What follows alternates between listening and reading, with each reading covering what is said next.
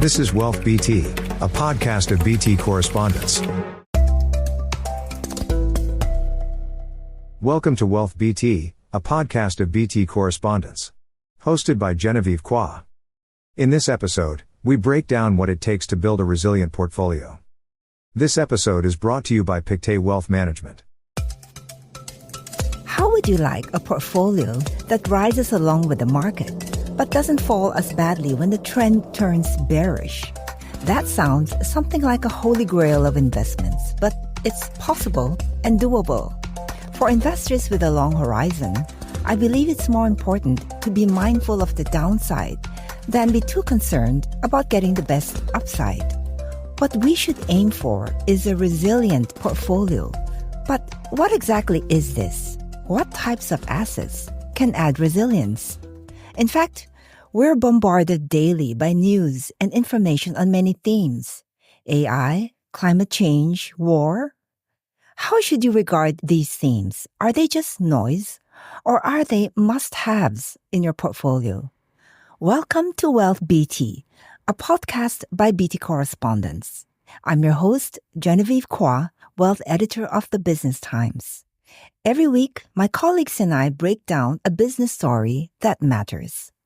Our guest today is Chen, Chief Asia Strategist and Head of Asia Research for Pictet Wealth Management. Dong is also a Managing Director and works closely with Pictet's Investment Committee on asset allocation strategies. Thanks for joining us, Dong. Thank you. Let's start with a resilient portfolio. What exactly is this? Well, building resilience into portfolio means making sure that the portfolio is built for the long term. Well, in a world where we see constant stream of news flows, in the financial markets, and to anybody, this can be overwhelming. It's very easy to lose sight of the big picture and get distracted by all those noises. So I think it's very important that to build resilience, it basically just means to dial down the noises and focus on the orderly investment process. The cornerstone of this process should always be strategic asset allocation, a long-term time horizon, active management, risk management, and diversifications are intrinsic to building effective portfolios. Okay, let me just pick up there. When you say long-term, how long is long? Well, in practice, every year we look at least a 10-year time horizon forward. So you relook at the themes over the next 10 years every year? Yes. So in your experience, advising clients, looking at portfolios, how would you describe the behavior of a resilient portfolio through ups and downs? Well, a resilient portfolio doesn't mean that it does not have drawdowns. Drawdowns are inevitable. But the point here is that as long as you stick to your original strategy and you believe that your environment has not fundamentally changed, then your portfolio should be able to recover in a manner that is comfortable for the investors. You talked about strategic asset allocation as an important element. What is this, and what factors would trigger changes in this? Well, strategic asset allocation involves setting target allocation across many asset classes and based on several factors, including expected returns, risk tolerance, time horizon, and investors' investment objectives. And one needs to rebalance the portfolio periodically. By focusing on the long term, we can embed resilience into portfolios while addressing short-term noises through active management and risk management.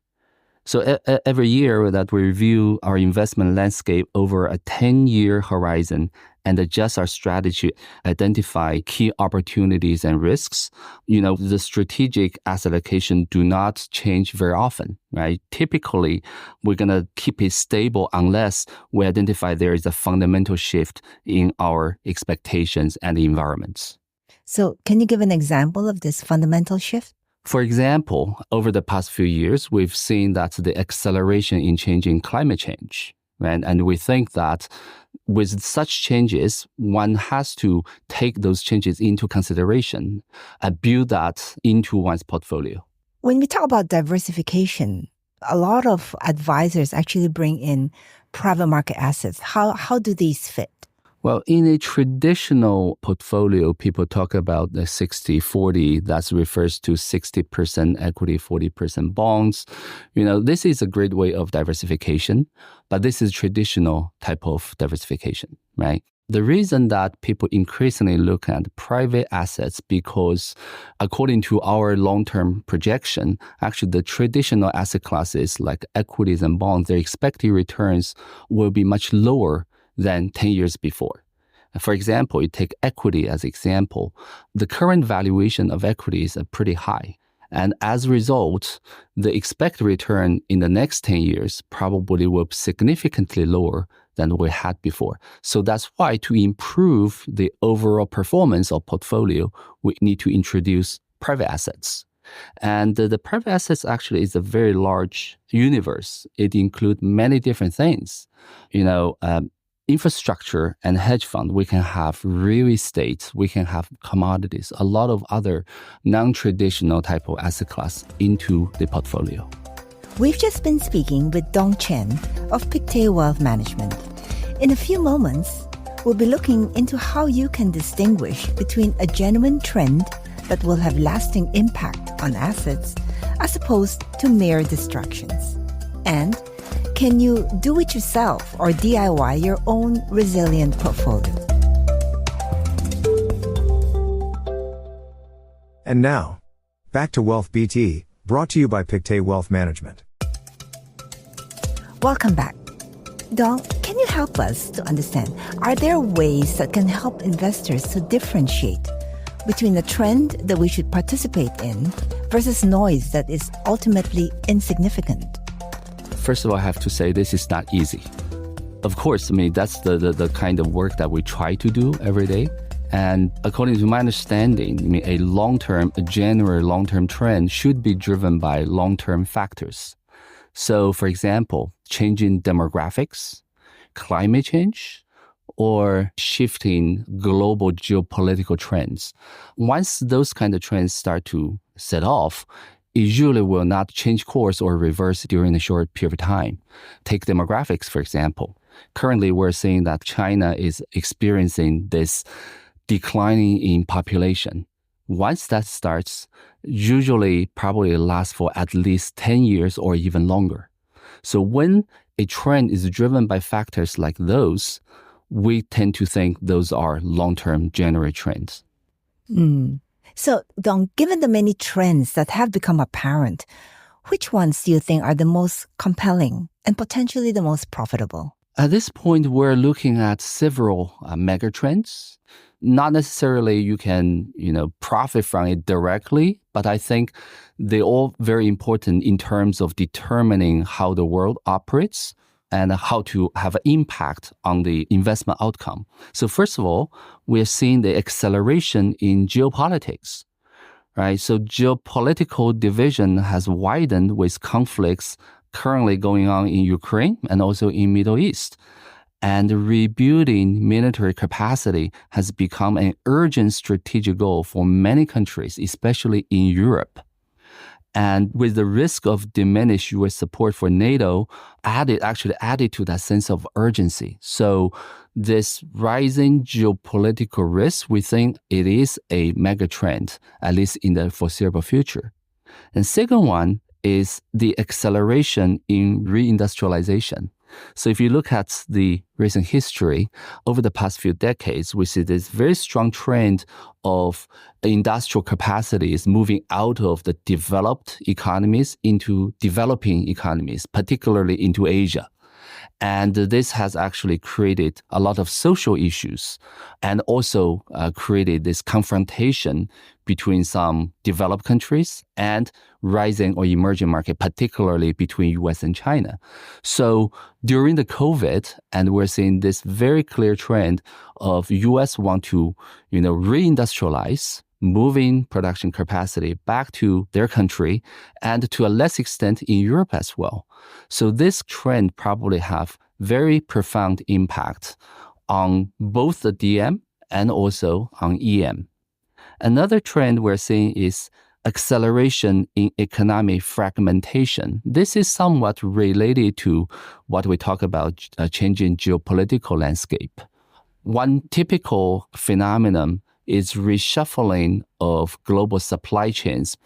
Multinational companies are trying to diversify their supply chains away from China and move into other places. And so the previous trend of globalization probably is no longer an accurate description of the world that we live in. And we're seeing increasing fragmentation of the economy, of the world. Interestingly, you look at Asia, for example. Asia itself is developing into a integrated kind of economic zone with a lot of new production facilities coming up in a lot of countries other than just China. And lastly, I'd just like to mention a trend is acceleration in technology. Artificial intelligence has swiftly become a reality for many, including participants in the financial markets. And this increasingly accessible technology is spurring a new investment cycle and will profoundly change the world. So all those trends, I think, are very important to investment and also to the global economy going forward. Can I pick up on some of these trends and how you translate it into the portfolio? Like, for example, tech. So that's been a big story in the last few months. And how do you be mindful of risks and volatility as well? That's a very good question. So we've been looking at the rapid development of the tech sector very closely. And two things I think are very obvious. One, for some mega tech companies, especially in the US, their stock performance has been spectacular over the past 1 year or so.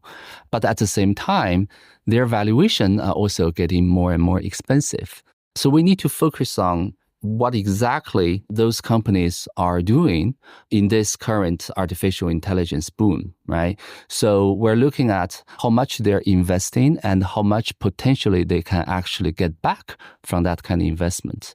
So being selective in this process is very important, and be mindful of their valuation as well.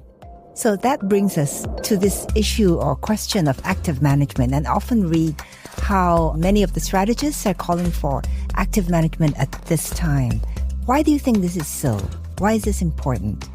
Well, in the current environment, volatility actually is sometimes high, sometimes seems low, but it can change suddenly, right? So I think investors really need to be very selective based on country, sector, and also company characteristics. So being selective in itself means active management. You cannot stay idle and just stick to, one broad tool and hope it's going to achieve everything for you. Just give you one example. During the COVID-19 pandemic, you have the surge in prices, high inflation.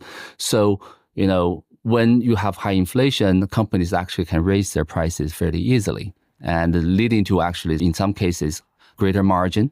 But after COVID, you started to see inflation abate everywhere. And that basically means the pricing power for companies actually is getting weaker. So you have to be able to, as an investor, to differentiate which companies actually have the pricing power and which ones do not. And so active management is really important. So, Dong, how challenging is it for individuals to actually do it themselves, to build their own resilient portfolio? This sounds easy, being selective, select the winner and ditch the losers. But in practice, it can be very difficult. I think one particular difficulty lies in the fact that humans have to face our own psychological problems, right? So humans tend to panic when you see market crash, and the human tend to fall into euphoria when you see market doing extremely well and you get very happy and get very aggressive. And all these are enemies of long-term investment.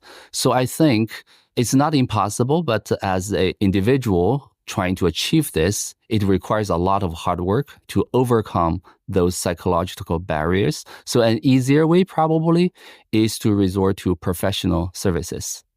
Thank you for your insights, Dong. Appreciate you dropping in. Thank you very much for having me. A resilient portfolio is something to strive for and starts with a well-structured, strategic asset allocation. As we've heard, you can embed resilience into your investments by careful risk management and diversification, because ultimately, as it's often said, and I believe it's true, it's more important to limit your downside than to try for the highest returns. The upside will come as long as you stay invested and don't panic at the sudden dips in the market. I hope this episode helps you to evaluate your portfolio for resilience. BT Correspondence will be back next week with a new episode on transport, so do check it out.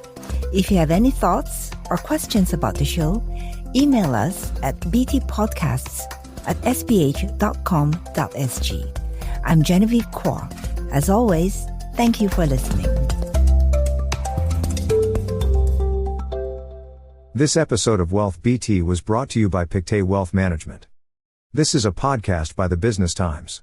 Find more BT podcasts at businesstimes.com.sg/podcasts. Or wherever you get your podcasts. This podcast is meant to provide general information only. SPH Media accepts no liability for loss arising from any reliance on the podcast or use of third parties' products and services. Please consult professional advisors for independent advice.